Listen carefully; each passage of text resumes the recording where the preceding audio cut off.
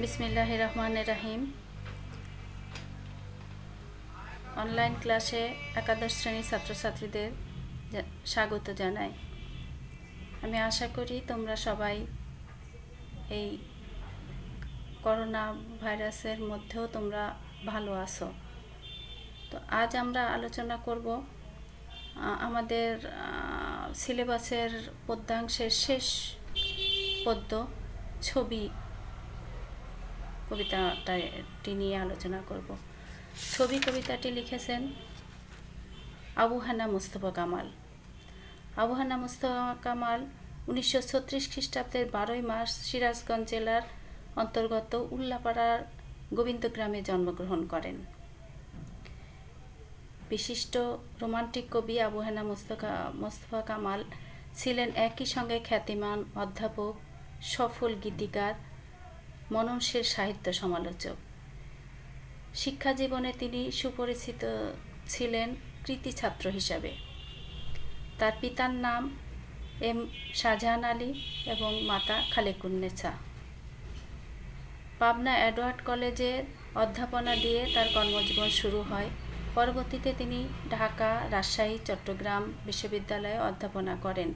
ঢাকা বিশ্ববিদ্যালয়ে বাংলা বিভাগের অধ্যাপক হিসেবে নিযুক্ত থাকাকালে তিনি বাংলা একাডেমি ও বাংলাদেশ শিল্পকলা একাডেমির মহাপরিচালকের দায়িত্ব পালন করেন। তার রচিত কাব্যগ্রন্থের মধ্যে আমরা দেখি আপন যৌবন বৈরী, যেহেতু জন্মান্ধ, আক্রান্ত গজল, গীতিসংকলন আছে আমি সাগরের নীল, প্রবন্ধগ্রন্থ, শিল্পীর রূপান্তর, কথা ও কবিতা। সাহিত্য সাধনার স্বীকৃতিস্বরূপ তিনি আলাওল সাহিত্য পুরস্কার প্রাপ্ত হন এবং বাংলাদেশ সরকার প্রদত্ত 21 পদক লাভ করেন। 1989 সালের 23 সেপ্টেম্বর মাত্র 53 বছর বয়সে তিনি ঢাকায় মৃত্যুবরণ করেন। এখন আমরা আসি তিনি ছবি কবিতাতে কি কথা বলেছেন। ছবি কবিতাটি কবি আবু হানা মুস্তফা কামালের প্রথম কাব্যগ্রন্থ আপন যৌবন বৈরী থেকে সংকলিত হয়েছে। এ কবিতায় কবি বলেছেন, নতুন স্বাধীনতাপ্রাপ্ত বাংলাদেশকে মহান শিল্পীর তুলিতে আঁকা একটি কালজয়ী চিত্রপট হিসেবে তিনি কল্পনা করেছেন। কবির মতে মুক্তিযুদ্ধের 30 লক্ষ শহীদই এই চিত্রের কারিগর। তাদের শ্রম ও আত্মত্যাগে গড়ে উঠেছে মাতৃভূমির নতুন চিত্রপট। তার ধারণা, তিনি নিশ্চিত ধারণা করেন যে রঙের জাদুকর শিল্পী ভ্যান গগও ছবিটিতে ছড়ানো রঙের আশ্চর্য গাঢ়তা কখনো দেখেননি। কবি মনে করেন ছবিটিতে ব্যবহৃত অসংখ্য নরমুণ্ডের ব্যবহার 30 লক্ষ শহীদের আত্মত্যাগের, আত্মদানের সংগ্রামী চেতনাকে ধারণা করে আছে। তিনি তার কবিতায় এই 30 লক্ষ শহীদের কথা তুলে ধরেছেন এভাবে, খাঁটি আর্যবংশ সম্ভূত শিল্পীর কঠোর তত্ত্বাবধানে 30 লক্ষ কারিগর দীর্ঘ 9টি মাস দিন রাত পরিশ্রম করে বানিয়েছেন এই ছবি। অর্থাৎ তার মতে যে এই 30 লক্ষ শহীদের আত্মত্যাগ এবং শ্রমে এই চিত্রপট তৈরি হয়েছে, আমাদের এই মাতৃভূমির নতুন চিত্রপট তৈরি হয়েছে। 30 লক্ষ শহীদের রক্তস্নাত সুন্দর এই দেশ পরিদর্শনে তিনি বিদেশিদের আমন্ত্রণ জানিয়েছেন। সুন্দর এই রূপকথার মতো সুন্দর এই দেশটির চিত্রপট বিদেশিদের মুগ্ধ করবে বলেই কবির বিশ্বাস। তো এই কবিতাতে আমরা কবির মাতৃভূমির প্রতি বাংলাদেশের মানে মোটামুটি বলা যায় এটা দেশপ্রেমমূলক কবিতা। কবিতার দেশের চিত্র ও দেশের সৌন্দর্য এটাই তার কবিতার মাধ্যমে তুলে ধরেছেন এবং সেটা তুলে ধরার মাধ্যমে বিদেশিদের আহ্বান জানিয়েছেন এই সুন্দর রূপকথার মতো দেশটিকে একবার দেখে যাওয়ার জন্য।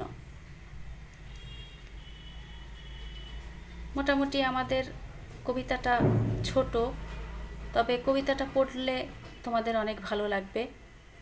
আমি আশা করি তোমরা কবিতাটা পড়বে এবং পড়ে তোমাদের বুঝবে যে কবি কিভাবে তুলে ধরেছেন আমাদের এই দেশের সৌন্দর্য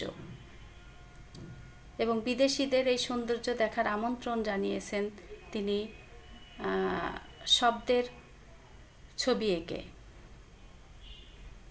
তো আমরা আমাদের কবিতার অংশ মোটামুটি আজকে শেষ করলাম। আমাদের 5টা কবিতা ছিল, 5টা কবিতাই আমরা মোটামুটি আলোচনা করেছি। আমি আশা করব তোমরা কবিতাগুলো পড়বে এবং যেহেতু সৃজনশীল কবিতা না পড়লে তোমরা সৃজনশীল প্রশ্নের উত্তর করতে পারবে না। তবে সৃজনশীল সম্পর্কে তোমাদের ধারণা আছে কী ধরনের প্রশ্ন হতে পারে। তোমরা যেহেতু সৃজনশীল পরীক্ষা দিয়ে এসেছো এসএসসিতে, তো আমি আশা করব তোমরা প্রশ্ন সম্পর্কে ধারণা লাভ করবে।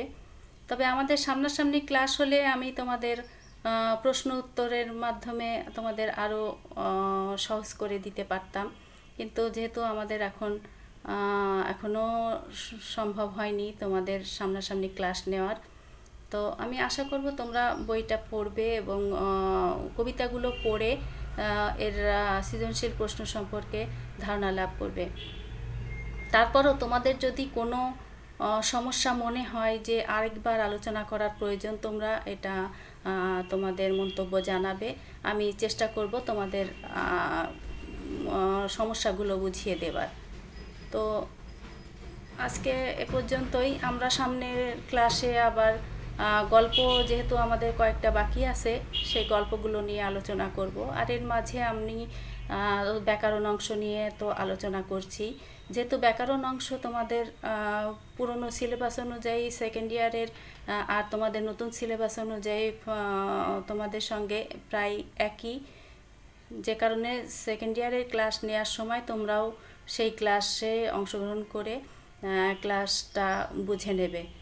দ্বিতীয়বার আমার ক্লাস নেওয়ার আমার মনে হয় প্রয়োজন নেই ব্যাকরণ অংশের, কারণ একই সিলেবাস, যেহেতু একটা ক্লাস নিলেই 2 ইয়ারেরই ক্লাস সম্পন্ন হবে বলে আমি মনে করি। তারপরেও তোমাদের সমস্যাগুলো আমাকে বললে, আমি সেটা মন্তব্য করলে আমি সেটা আবার ক্লাস